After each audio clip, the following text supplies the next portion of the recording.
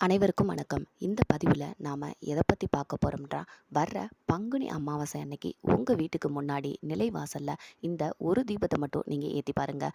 உங்கள் முன்னோர்களோட, அதாவது பித்ருக்களோட எப்பேற்பட்ட சாபமாக இருந்தாலும் நீங்கி பித்ருக்களோட ஆசீர்வாதத்தை நீங்கள் முழுமையாக பெற முடியுங்க. அந்த தீபம் எப்படி ஏற்றணும், எப்போ ஏற்றணும் எல்லாமே வீடியோவில் சொல்லியிருக்கோம். வீடியோ ஸ்கிப் பண்ணாமல் பாருங்கள். நீங்கள் நம்ம சேனலுக்கு புதுசாக இருந்தீங்கன்னா நம்ம சேனலை சப்ஸ்கிரைப் பண்ணிக்கோங்க. பங்குனி மாதம் என்றாலே மகாலட்சுமிக்கு ரொம்பவே உகந்த மாதங்க. அப்படிப்பட்ட பங்குனி மாதத்தில் வர்ற அமாவாசைனாலே அது தனி சிறப்பு வாய்ந்ததுங்க. அதுலேயும் அமாவாசையோடு சேர்ந்து சனி பெயர்ச்சியும் வர்றதுனால ரொம்ப ரொம்ப விசேஷமானதுங்க. வர்ற 29ஆம் தேதி வர்ற அமாவாசை. இந்த அமாவாசை அன்னைக்கு நீங்கள் உங்கள் வீட்டில் உங்களோட பித்ருக்களை வணங்கி இந்த ஒரு தீபத்தை மட்டும் ஏற்றுங்க. எப்பேற்பட்ட பித்ருக்கள் சாபமாக இருந்தாலும் நீங்கி கண்டிப்பாக அவர்களோட ஆசீர்வாதத்தை நீங்கள் பெற முடியுங்க. அமாவாசை வெள்ளிக்கிழமை இரவு 7:23க்கு தொடங்குதுங்க. தொடங்கி சனிக்கிழமை மாலையில் 5:12 மணி வரைக்கும் அது நீடிக்குதுங்க. பௌர்ணமி என்றால் குலதெய்வ வழிபாடுன்னும், அமாவாசைனாலே முன்னோர்களுக்கான வழிபாடுன்றது நமக்கு தெரிஞ்ச ஒன்று தான்.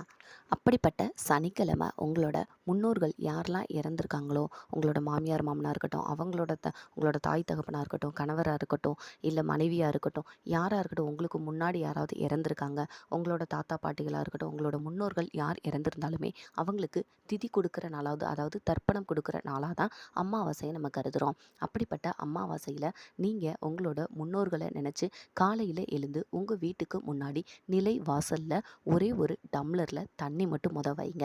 தண்ணி வச்சுட்டு முன்னோர்களை நல்ல மனதால் வேண்டிக்குங்க. நீங்கள் குளிச்சுட்டு தான் இதை பண்ணணும்னு கிடையாதுங்க. நீங்கள் நார்மலாகவே எந்திரிச்சிட்டு மனசால் உங்கள் முன்னோர்களை வேண்டிக்கிட்டு ஒரு டம்ளர் ஃபுல்லாக தண்ணி எடுத்து உங்கள் நிலைவாசலில் வச்சுருங்க. வச்சுட்டு அதுக்கப்புறமா ஒரு கைப்பிடி அளவு பச்சரிசி எடுத்துக்கோங்க. பச்சரிசி எடுத்து ஒரு கைப்பிடி அளவு பச்சரிசி எடுத்துக்கோங்க. பச்சரிசியை கொஞ்சம் பரவி விட்டுட்டு அதுக்கப்புறம் ஒரு சுத்தமான புது அகல் விளக்கு எடுத்துக்கோங்க. ஒரு அகல் விளக்கில் நல்லெண்ணெயை ஊற்றி பஞ்சு திரி வச்சு நல்ல எண்ணெய் ஊற்றிட்டு அதுக்கப்புறமா உங்களோட முன்னோர்களை மனசால் வேண்டிக்கிட்டு, நாங்கள் என்ன பாவம் செஞ்சுருந்தாலும் அதுக்கான நிவர்த்தியை எங்களுக்கு கொடுங்கன்னு சொல்லி மனசால் வேண்டிக்கிட்டு, உங்களோட முன்னோர்களோட ஆசீர்வாதங்கள் வேணும்னு சொல்லி முன்னோர்கள்கிட்ட மனதால் வேண்டிக்கிட்டு அந்த தீபத்தை ஏற்றுங்க. அந்த தீபத்தை ஏற்றிட்டு ₹1 நாணயம் பச்சரிசிக்கு மேலே அந்த தீபத்துக்கும் பக்கத்தில் நீங்கள் வச்சுருங்க. தீபத்துக்கு பக்கத்தில் முன்னாடி இருக்கிற மாதிரி தீபம் எந்த திசையில் பார்த்து இருக்கணும்னா கிழக்கு திசை பார்த்த மாதிரி வையுங்க. கிழக்கு திசை பார்த்த மாதிரி இருக்கணும். வச்சுட்டு அதை 1 மணி நேரம் அப்படியே விட்டுருங்க. விட்டுட்டு அதுக்கப்புறமா உங்கள் வீட்டு நிலைவாசலுக்கு முன்னாடி ஒரே ஒரு மாவை மட்டும் தூவி விடுங்க.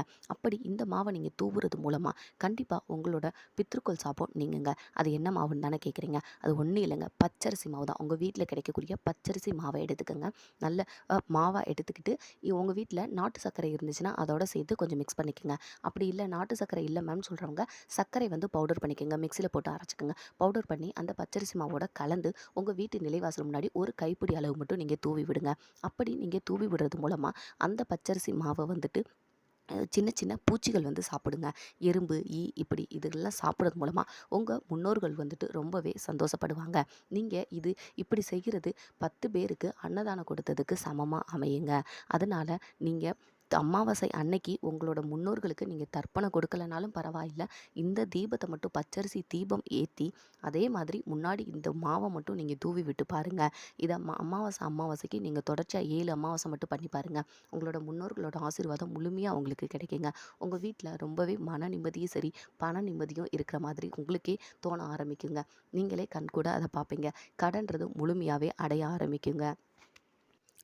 அமாவாசை அன்னைக்கு உங்கள் கையால் நீங்கள் சமைச்சு காகத்துக்கு படையல் போடுறது ரொம்பவே நல்லதுங்க.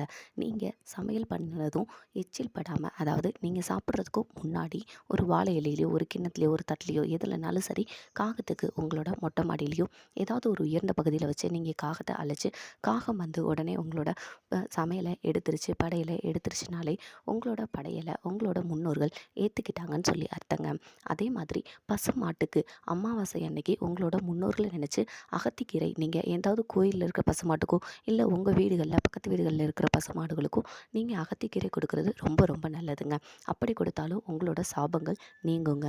நீங்கள் இந்த 2 பண்ணலைனாலுமே இந்த பச்சரிசி தீபம் ஏற்றி ஒரு கைப்பிடி மாவு அந்த பச்சரிசி மாவை நிலைவாசல் முன்னாடி தூவி விட்டு பாருங்கள். கண்டிப்பாக உங்களோட முன்னோர்களோட சாபங்கள் நீங்குங்க. தொடர்ச்சியாக 7 அமாவாசை மட்டும் இதை நீங்கள் செஞ்சு பாருங்கள். அடுத்த ஒரு நல்ல பதிவில் உங்களை சந்திக்கிறேங்க. நன்றி, வணக்கம்.